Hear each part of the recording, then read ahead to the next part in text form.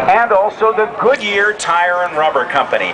And they built some Corsairs called the Super Corsair, just a few of them, and that was the F2G fitted with a Pratt & Whitney 3,600 horsepower engine, 28 cylinders, turning that same big 13-foot in diameter prop. In a couple of weeks, I'm going to be up in New York on Long Island at an air show up there, and we will be based at the airport where this particular aircraft is based.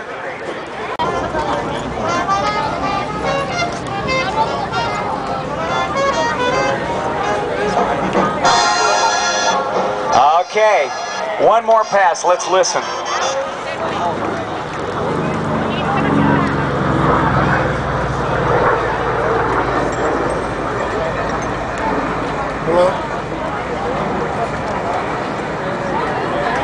The top speed of the Corsair was about 417 miles per hour up at 20,000 feet.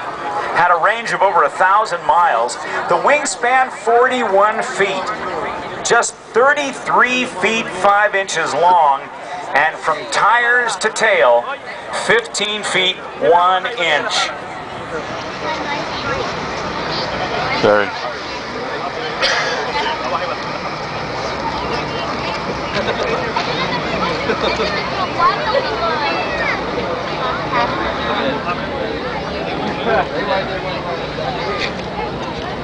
Aviation section, Team 6. They're inbound right now, straight ahead of you, as Dan Damio comes by in that beautiful F4U Corsair. Now watch him, right at show center. We're going to double treat. Watch what they do to the wings of this aircraft to make room for more planes on the deck of a carrier. He's going to fold them up right now. Watch them as they come up. Go ahead, Dan, put them up. Runs the engine up. There they go.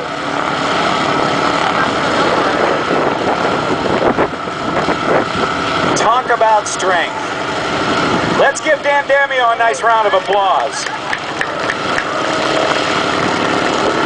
Now, as Dan gets the wings folded up, directly overhead, you'll see the Golden Knights as they come by. Headed right over the target. They're about to do what they call a wind check with some wind drift indicators that are going to come out of the aircraft right about now. Let's see if they got them out. There they are. Those wind drift indicators, or streamers as they are known, are used toward the runway. Those are about 15 feet long. They're about 18 inches wide. They are slightly weighted at the bottom, and they are designed to give the team leader, Sergeant